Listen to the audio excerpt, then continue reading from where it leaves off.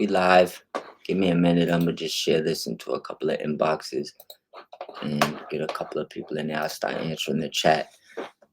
I'm gonna be swinging tonight. No co-host, so your questions are gonna be very important to keep me going.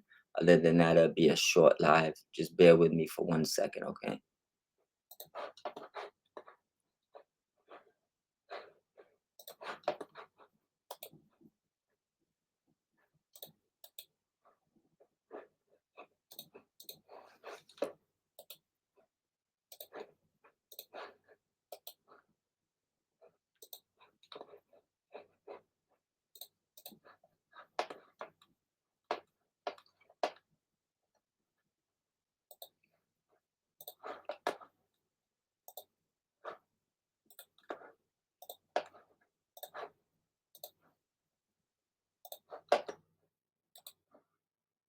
As soon as I share this to the inboxes, I'll be looking at the questions and we'll go from there.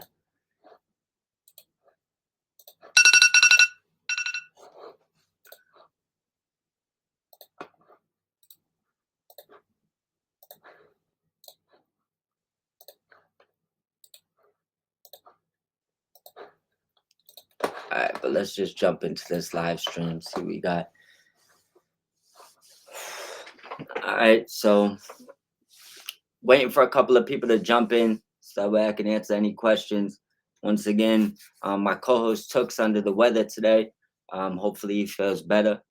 Um, I'm not gonna go over 0 hour too much. There wasn't really much that happened there that I didn't expect. Um, Pretty much most of the matches were predictable. I guess the only things I say from there is um personally, the Chris Jericho match, I get it. He has a little feud with Bandito. I kind of see what they did there. So that's a little bit of a build up. Kind of seeing the big boom, victory coming. Definitely seeing the undisputed victory coming. I'm happy they're building the Adam Cole, Daniel Garcia off of that. Um, Commanding hologram, impressive as always. And I mean, one thing I like to say, the producer, I'm not sure, I'm not gonna botch his name, but for the Queen of the Ring, I mean, his promo game is uh, pretty amazing. He cut a mean promo out there tonight. That's pretty much all I'm gonna say about 0 hour. And well, I mean, we'll get off of that. I don't think there was, like I said, too much on that part of it that we didn't, kind of see coming. As far as onto the matches, first match we got Hangman and MJF. I mean, we knew they was gonna put on a show. I mean, that was kind of expected. Um, Hangman pulling off the victory surprised me a little bit. I honestly I didn't see that coming. But I will say, great match. I'm not gonna give stars or anything. I don't really do that. Momo versus Mercedes, probably one of the more predictable matches. Mercedes always puts on an amazing show. Momo killed it to the best of her abilities, and I would say, kind of did her best to make us believe she could win that match, even though we kind of knew Mercedes was leaving with the belt. I'm not going to touch too much more on that. Rico and Swerve, great match. Kind of don't understand what they was doing with Nana. When he with his runouts, and I don't know, his interferences was just a little awkward to me. I do like the outcome. I did, for some reason, I thought Ricochet was gonna win it. But shout out to Swerve, still a pretty good match. Any of these matches that I'm breezing by, because like I said, I got no co-host tonight, so I'm kind of gonna skim through them and just highlight certain things. Send in your questions because that's really what's gonna keep me on here tonight. Other than that, it'll probably just be a 20-25 minute live. And I got my Rams jersey on today. I know you see the number one. This is the Miz jersey my daughter made for me. This isn't the Allen Robinson. I got it on today. Just to support Devontae Adams coming to the Rams house. I'm a Rams fan. So shout out to Les Snead and the work he does. But back to the wrestling. Um, I would say let's pull this up. The one thing.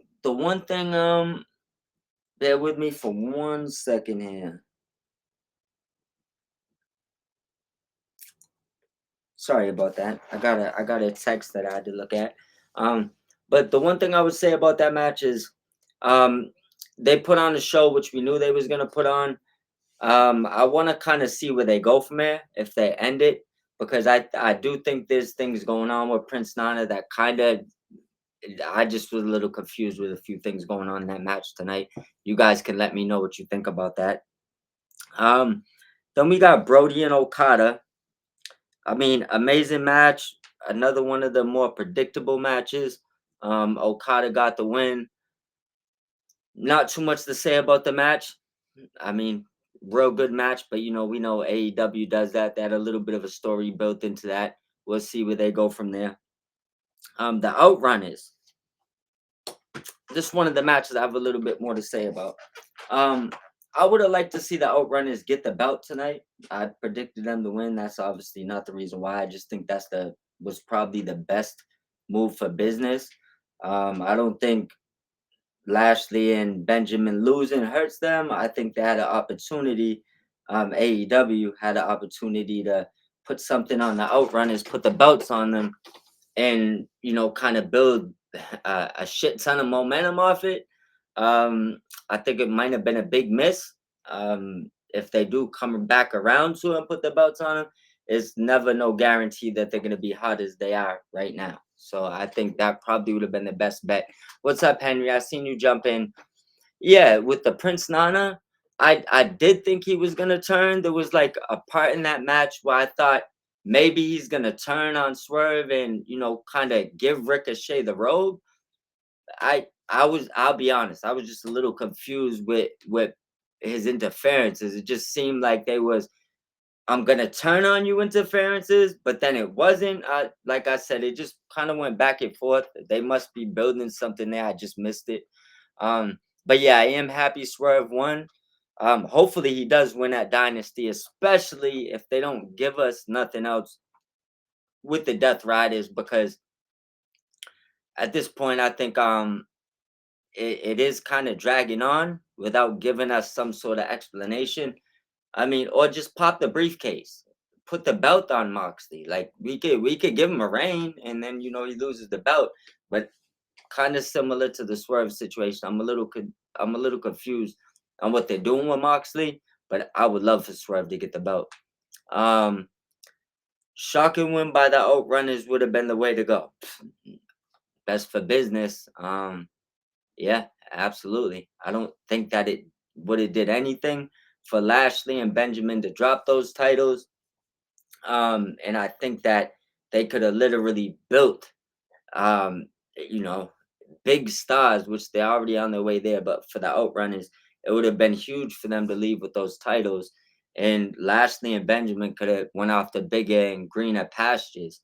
So that would have been. I mean, I'm not a booker, and I don't really get into. I mean, really getting too judgy on what people are doing with the booking end part of it. But I would have put the belt on the Outrunners as well. I think that was the way to go. Good match though, and the Outrunners. I think um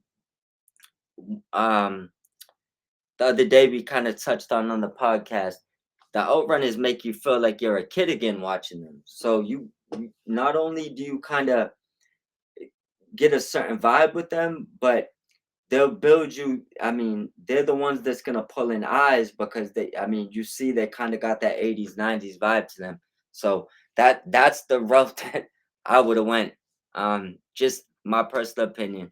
Hopefully they stay hot, and I mean they get the belts eventually. But I think tonight probably was the night to give them the titles. In my opinion. I see you active right now, Henry. We're at the Mariah and Tony cinema movie trilogy. What did I want to know what you guys thought about this match? As far as me, I think it accomplished everything we expected of it. Amazing match. Hate to see beautiful women bloody, but I love it at the same time. Awkward to say that. Um, so they went out there. They they showed why they're two of the best right now. I did kind of believe that Tony would win, but I mean, they made a star Mariah with this feud. So it accomplished everything they probably wanted it to accomplish, plus some. I do want to see the same emphasis on a lot more of the women's division. I think that they got a lot more women that could accomplish similar things if they just get the TV time and the effort put into them. Yeah, it was. I mean, it was a pretty brutal match. There was a couple of spots in that where I thought people got. I mean, I thought one of them got hurt. So I mean, it's a must watch. Contender of match of the night for sure. Think it'd probably be in my top three of the night. Yeah, they definitely both came out better, and I mean that's the goal of it. You don't want to bury nobody. You want to do matches, and have both of them come out looking strong, no matter who the winner is. And that's what they did with this feud. Kind of the problem I had with Deeb losing the other night. Like we knew Momo was gonna win, so I don't know if that necessarily kept Deeb strong. But you want to book, especially the women's division that is on the. I mean, they got a crazy roster. You want it to be on the uptick. Keep them all strong. The ones that shouldn't be losing. The one that lose in the benefit of their character. I mean, you know how it go. If you lose and still come out looking better, that's a win-win. Um, Off of that match, there is. Let's see if there's any things. Um, like I said, I avoid the stars and stuff like that, so we'll get off of that. But that definitely four or above if I was doing that. I'm sure y'all see it gets four or above. We got Kenny versus Takeshita. Um, I mean, I don't know if I could say anything that we didn't already know about this match. Two of the best wrestlers in the world. Um, they protected Takeshita with the roll up. Yeah, you don't have to go over to go over. You're absolutely right. Sometimes you go over even when you lose. That's a big fact. That's a great part about wrestling.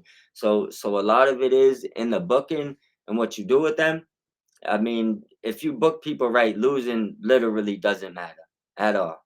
You know, it's a TV show with implicated and storylines intertwined everywhere in it. So it's all really this is where it's about the storyline and yeah, this is where the storyline is implemented in wrestling because if you have great wrestlers that put on great matches every week, but they just lose every week, they're not gonna go over. But if you put them in storylines and you do it the right way, they can absolutely go over even in losses. So that's 100%. Um, as far as the Takeshita and Kenny, there was one spot in that a brutal spot where Takeshita, I want to say he laid out Kenny on the table and I mean on the edge of the table. I mean it looked bad. Kenny must be healthy to be to be taking that stuff again. So that's good to see. Um they also protected Keshta, like you said, going over even when you don't go over, even though he lost the title, roll up, they still got a story they could put together there. I don't think that Kenny and Takeshita seen the last of each other. I guess we'll see if Kenny and Okada go off to try to unify the titles, and go from there. See how they implement Takeshita. But there's no way that that story ends on a roll up, in my opinion. Um, Now let's go on. Now, I mean, I guess I'll just say it now. My match of the night: Colin Osprey, Steel Cage. Um, If you don't like brutality, might not have been your match. I do like what they're doing. Obviously, Kyle is just his level up. I've said this numerous times. It needs to be studied.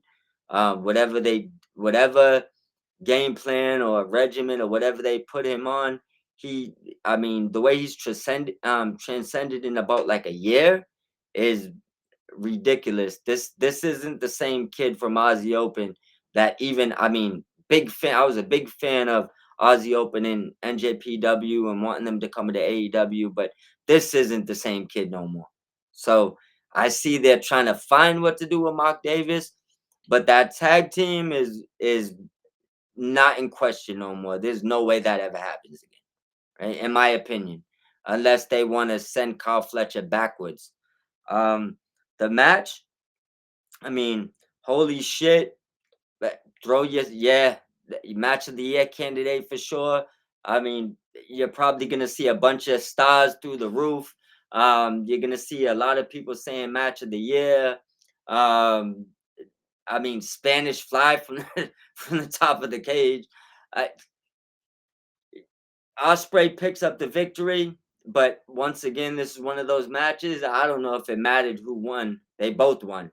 Amazing match. That's pretty much the most I'm gonna say on that. Not probably. I did think with the interferences and things happening, I thought that maybe Jeff Cobb was gonna come in and help Osprey, even potentially come out there and turn on Osprey as well. But I do think that that story has wiggle room where we're gonna see Jeff Cobb in the future. I would almost put money on that. We'll see Jeff Cobb in the future. Um, Now, as far as the main event, make sure I didn't miss anything. No, no. Well, as far as the main event, I could imagine I mean, there's a lot of reasons why I seen a lot of negativity immediately following this match. Up until the actual ending to the match, I was into it fully. Um, I would have liked to see Christian get the pin with his hand when he reached over, and he got the 2 count, and then Mox pulled him off. That would have probably been my way to go. I do like the fact that they switched it up, and he tried to cash in before the end of the match and make it a triple threat. That's why I think it would have been. I mean, it would have been fire for Christian to just kind of leave with that title. Um, at that point, where he just sneaks in, he steals the title. Where that didn't happen, yeah, yeah, with his hand on Cope, right? I think that was when they should have ended it. With his hand on, should have got the 3 count, and Moxley could have flipped out and whatever they want to go from there. Um, I don't want to sound like a hater when I say this, but I gotta be honest with one thing. I don't want to see Wheeler Yuta nowhere near the heavyweight picture. I don't want him interfering in the title match. I don't need like they're doing too much with him. Like he was back and forth on Danielson, he's back and forth on Moxley. He's not someone that needs to be visually in the heavyweight picture. I was praying he didn't interfere in that match, and still somehow he found a way to get out there.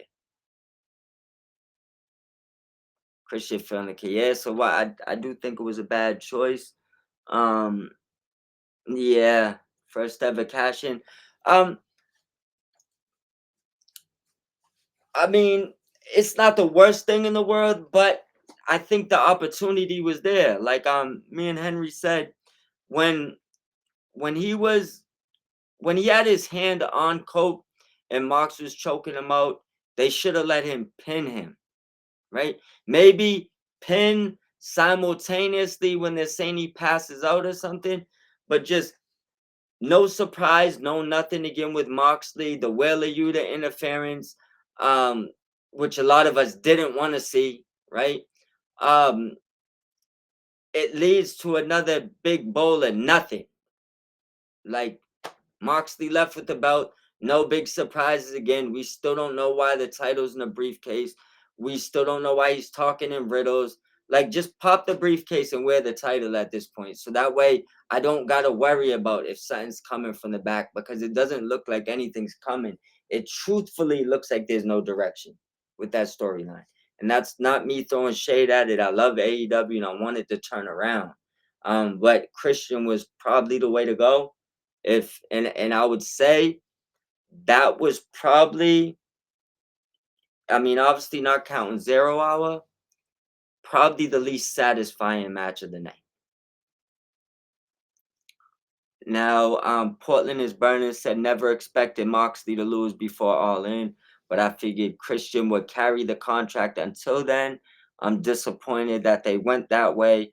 Yeah, Wheeler is an aura black hole, no juice. I mean, I get it. Wheeler Yuta can wrestle. I don't need to see him in the main event scene. I I mean, I get it. I don't even like at 1 week he's with Moxley, the next week they're bullying him. Like either take him out the group or kind of just backburn him on the heavyweight title matches because he's becoming too much. Like, and that's just my honest opinion. And now Henry says, and also one other thing, Portland, um, the all-in cash-in would have been but I preferable, but I think that the cash in going tonight worked better if he wins. I think that, I mean, the way they cashed it in, they literally, the minute he ran out and I seen him cash in, right? I thought, I literally wrote down, I said, I love it. They did it perfect because I thought he was going to take the title, right? Especially once he put his hand on him, I was like, oh, they're gonna protect Moxley while choking him, and it's a pin with his, and it just didn't happen like that. So like when Moxley ended up keeping the title, it did get a little underwhelming for the, I mean, would probably be the best I could say. I'm not gonna, clothesline it and say it's the absolute worst thing ever, but I think there was probably a few better options there that they could have went with. Henry, I see you say you love AEW, but I have to agree with what you said and what Portland Burning has said. Yeah, I mean, as much as I love AEW, and none of these podcasts I do will ever, be to bash AEW. But of course, I'm gonna critique little things I don't like. Doesn't mean I have to change them. Anyone has to listen to me. These are just my personal opinions. Um, and yeah, so I would say that was probably my least favorite part of the show. All in out, I would say out of a 10, I mean, I gave it an 8. It's not like I'm saying it's a bad show. I think it was a hell of a show. I think it was amazing. I love the celebrity aspect, that the celebrity thing going. They had a good vibe to the show. Think the crowd could have been at some points a little bit more into it, but that has nothing to do with AEW. That has to do with the crowd's energy. Um, but yeah, 8 out of 10, in my opinion.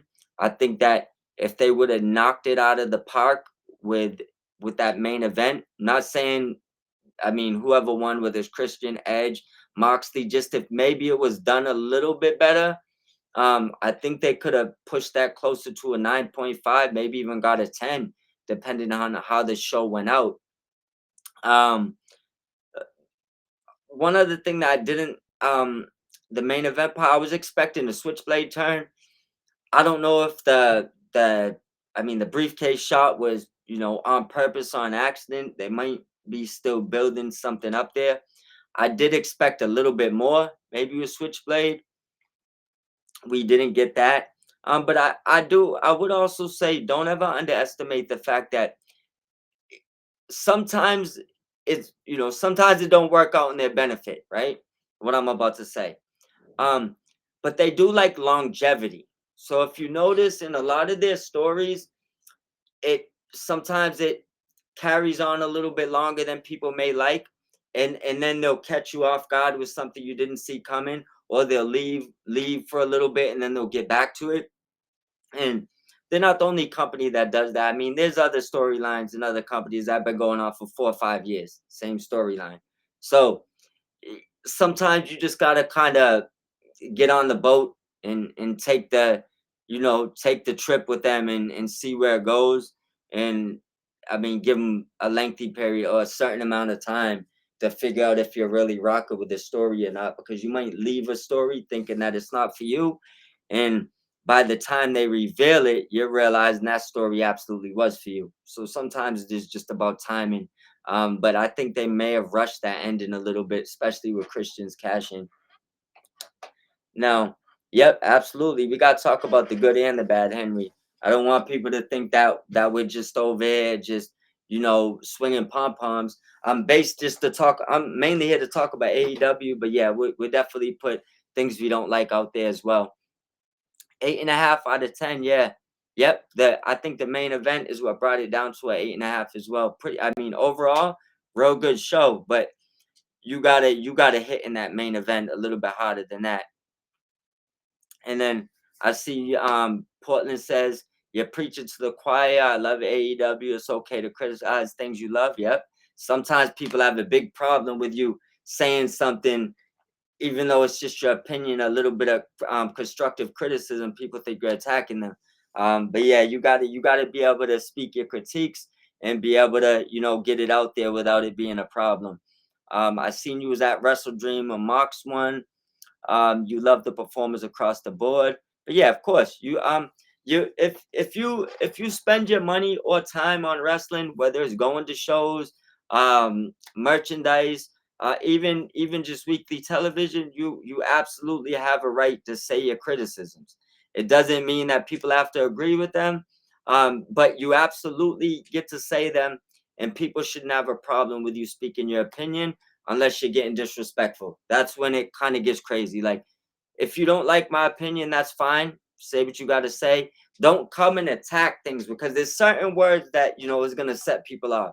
So if you jump in and you don't like someone's opinion, but you instantly call someone, 2, 3 words to start the conversation, we're not debating no more. We just arguing. It's stupid. But anytime you see me on there, say your criticisms, even the stuff I'm saying. You don't agree with what I'm saying? Feel free to say it. I'm not gonna shun anybody for their opinions on here. And the last thing, Portland, I seen you drop. You said Switchblade continued involvement is strange.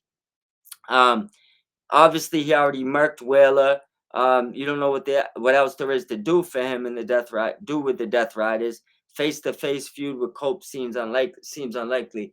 Yeah, that's kind of what I was getting at too with Switchblade, because his interview gave you the impression that he was definitely turning on Cope.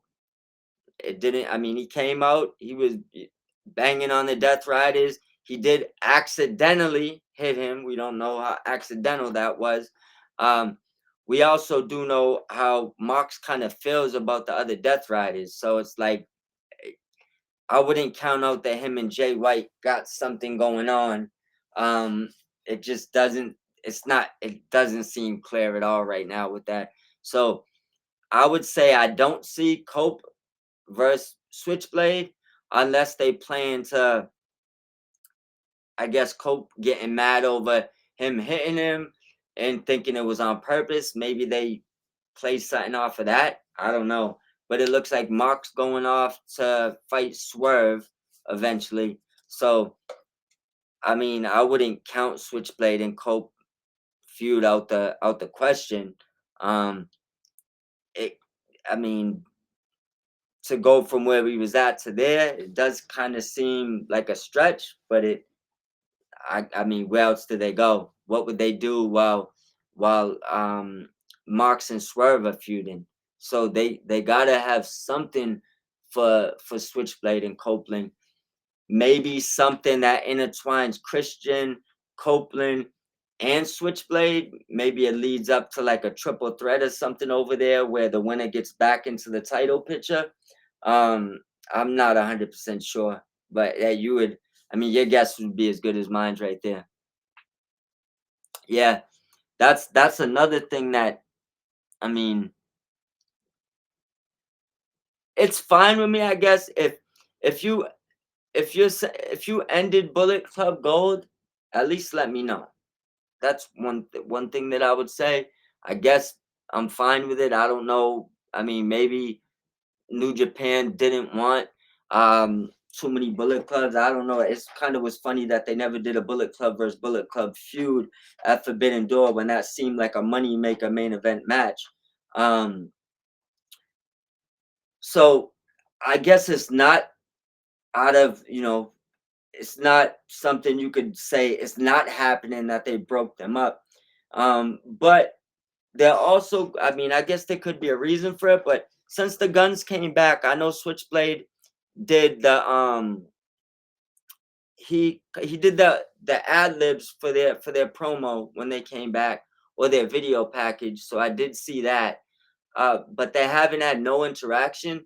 So I don't know if they're gonna tell us that story or if they're splitting them up. Another thing to think about, and this is just, I mean, don't, no sources, no nothing. I'm not that guy. Um, has anyone heard that the Guns re-signed to AEW?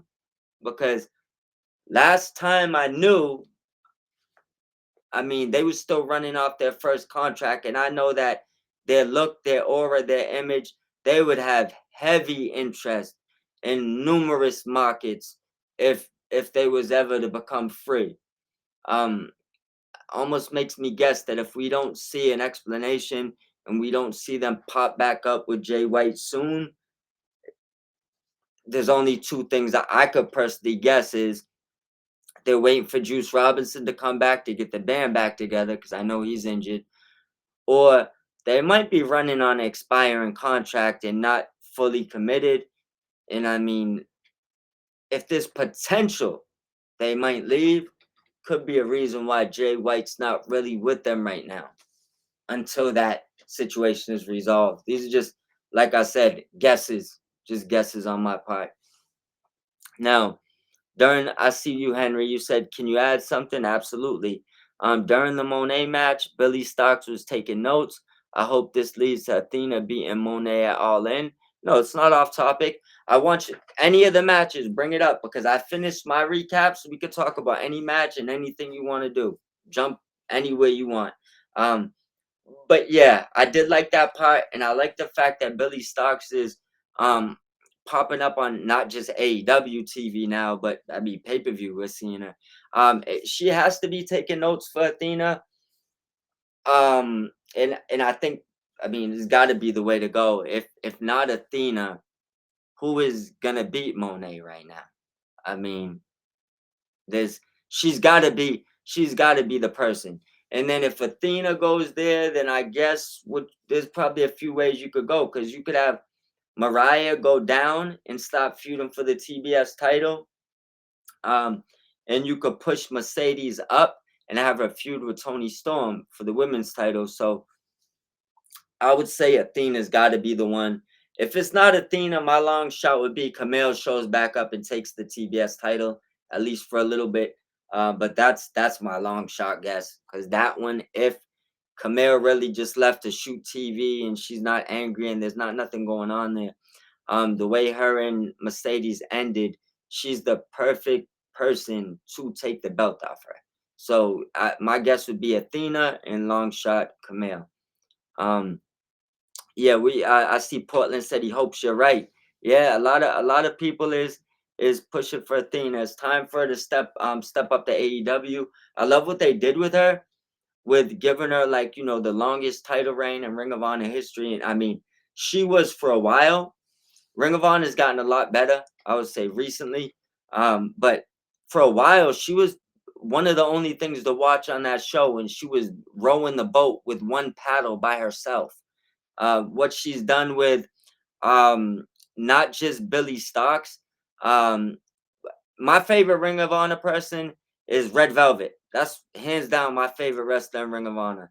And I think even she leveled up um, off the same thing. Like Athena's leveled up a lot of those women in that division. And it's time for her to take her crown, give it to someone, and step up the stairs and go get one of those other titles on AEW. It's kind of overdue, but it's the perfect time at the same time. Um, Monet beating Tony. It's, I don't know. It's gonna, I guess it could go both ways. I want to say if Tony's, because sometimes like you got this big aura with you and you got like this big thing going and it will just start dwindling a little bit.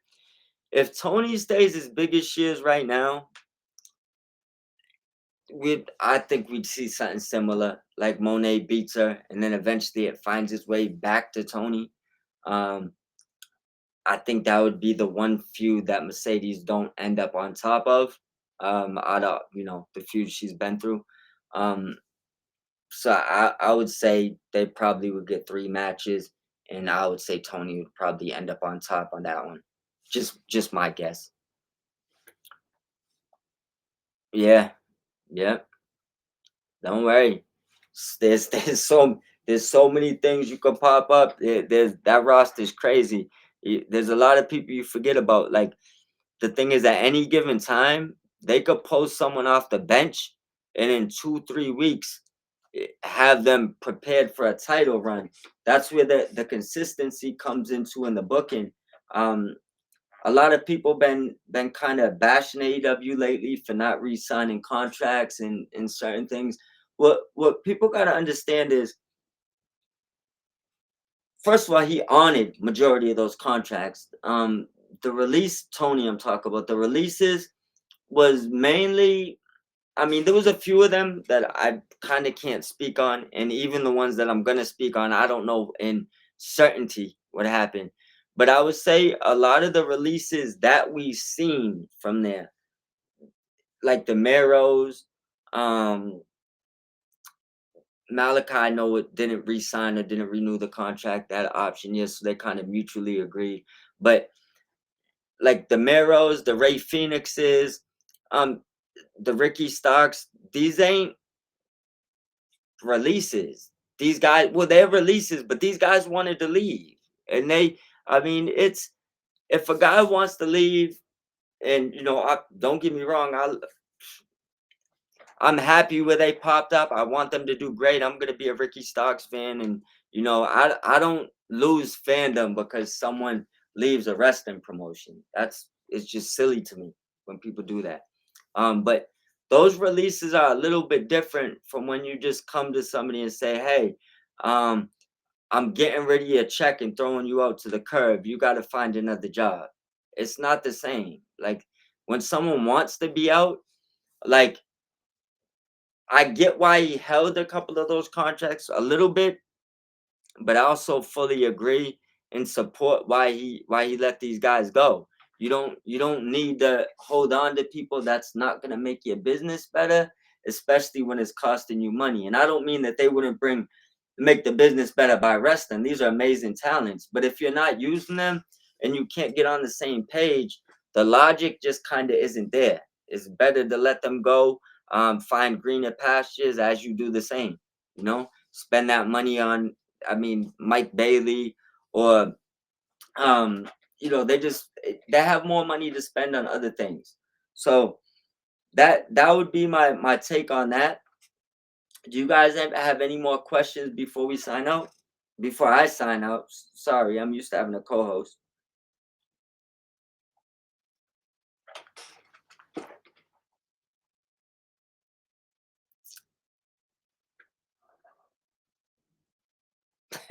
Yeah, for real. That's the thing. Like I threw a post the other day and I got attacked. I don't think people understood what I was saying. It's like, look it, um, there's a reason why I kind of defend why people see more posts about me where they think I'm defending AEW versus other companies. It's because I mean, I don't know the difference in amount of fans, but you got to understand WWE has generations of fans, like decades and decades of fans. So they have a lot more people defending them. They also have a lot more garbage fans because they have a lot more fans. It doesn't mean that AEW doesn't have some bad fans, because they do too, right? Every company does. Um, but I defend AEW mainly because there's not enough people doing that. WWE already has enough people swinging and defending them. And the post I was talking about is, if somebody gets fired in WWE, and I mean rug pulled from under them. Like we've seen some bad ones, like Mickey James. I'm not remember all these stories that I quote doesn't mean they're all true. Just saying things we've read, right? I remember seeing the Mickey James thing where they said her stuff was her locker room was cleared out and thrown in the back. Right? We've heard tons of people released, meaning they didn't have another option. They didn't want out it. Not saying they can't find another option, but at that time wasn't expecting to. Um, didn't know what they was gonna do and had the rug pulled out from under them. Yeah, they have a couple of months where they're paid. I'm not knocking that, right? But that type of firing isn't the same as if someone's contract ends this month and you say, "Hey, I don't want to resign you. I'm not using you that much," right? That's kind of not the same thing. One of them is a contract finishing and you choosing not to renew it for one reason or another, but you honored the whole entire contract. You never pulled the wool out from under them. None of that. Never clipped the contract in half. None of that. Right? That's a respectable ending, even if you don't want to resign them. Think of it in NFL terms.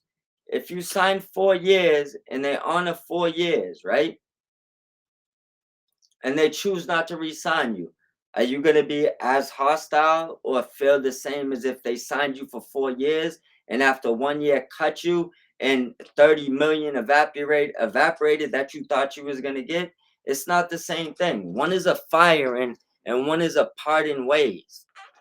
It's not the same. And yet, do I think Josh Alexander Jordan's Mox? No. I think if Josh Alexander was gonna join Mox, it probably would have been tonight. I think I think Josh Alexander worked way too hard to get where he's at. Um I remember when him and Ethan Page was I don't even remember the name of their tag team, maybe the South or something in TNA a while ago, right? Before Ethan Page was doing that Karate Man gimmick over there in TNA, whatever was going on. Um, he's elevated to the point where he's revered, looked at like one of the best in the world. And I don't know what he got paid, but I'm sure by hiring the agent he did and going to AEW, he probably got a pretty penny, right? I don't think he's going to be in a group. I think that the contract that he signed would be a contract that if he was ever in a group, it'd be his group. So he might be the guy to come in and maybe even defend the AEW from Mox and maybe walk into a title picture. I know that he's getting a little bit older. There's probably a few things that he wanted guaranteed, and main thing was probably money and securing his family. But I mean, I know he wants gold. He's probably been the best TNA champion we've seen in the past decade, my opinion, right? So I don't see him going under Moxley because I think he's probably right now. People that only watch WWE or AEW might not understand this, but he's probably right now revered as just as good, if not better than Moxley. So I just going under him wouldn't make sense to me personally. Yeah, it would have been tonight if he did it. And then I would have expected an instant turn. Like he helps Moxley tonight and cuts a promo instantly on Wednesday saying he helped him because he wants a title shot. Like other than something like that, I wouldn't see him aligning himself with Moxley. Anybody that's in there, I see there's a lot of viewers. Feel free to send the questions. I'm done with my recap. You can run back see any of that. So any questions, anything you want to throw in. At this point, we just freestyling. I don't care what it's about. Ask anything you want. AEW Revolution, sign-ins, free agents. I mean anything. Throw it out there. I'm gonna grab a drink and I'll be right back.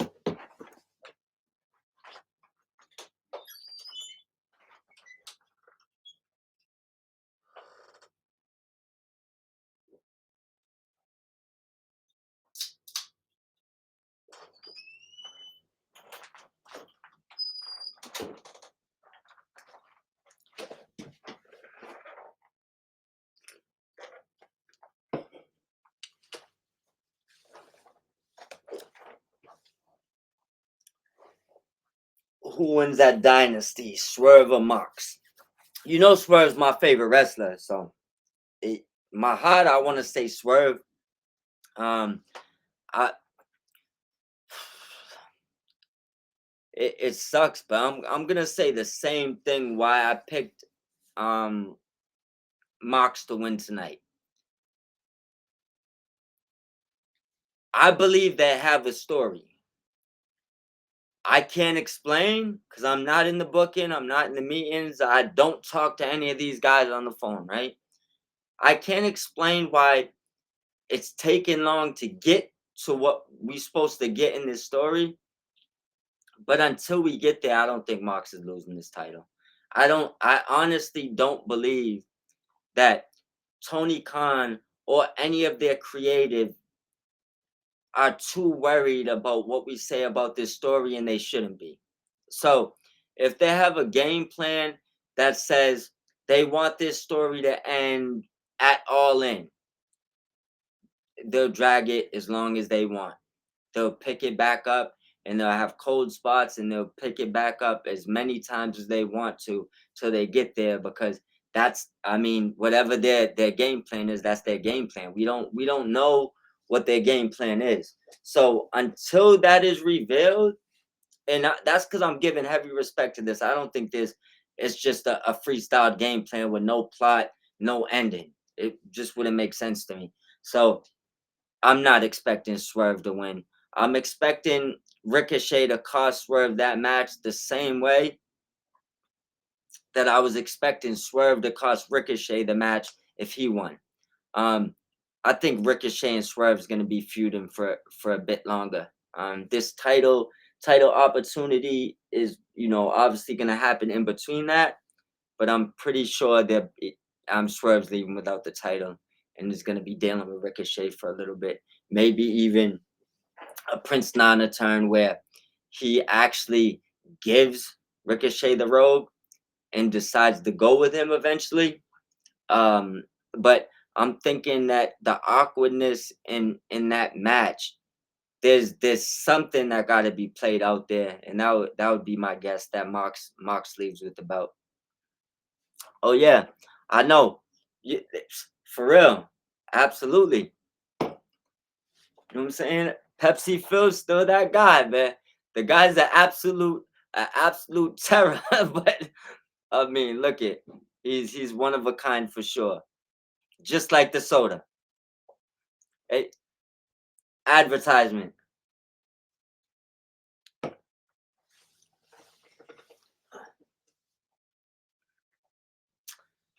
Does BD have a match? Henry said, does Brian Danielson have a match at All In? Phew. What my It's funny you say that, right? Because my guess was when he was retiring, he'll have a match every year, once a year at All In. Um, I don't know about his health though. I know he has some things going on. So if if Brian Danielson is healthy and cleared to wrestle, yes, I think he has a match probably. I mean, 3 years in a row at All In, and those are probably his WrestleManias and the one time a year he's gonna wrestle. I mean, so that'd be my guess. If he's not healthy, no, we might, who knows, we might see him one more match total at an All In maybe in the next 5 years, because I know he did have a couple of scares, I think, with his neck or something going on again. And then that's not even counting the concussions with him. So if he's not healthy, I honestly don't want to see him get back in the ring. I don't want to see him do anything that damages or compromises his, his longevity, just living well. But if he is healthy, I'd like to see him jump in a couple of times, and All In would preferably be the spot. And now Portland is asking, it's not ending before he said it's not ending before All In. This is Moxley's personal vision, and the story is always needed to end at All In with Moxley falling to an AEW original, probably Darby. I think that they gave Darby extra time this time.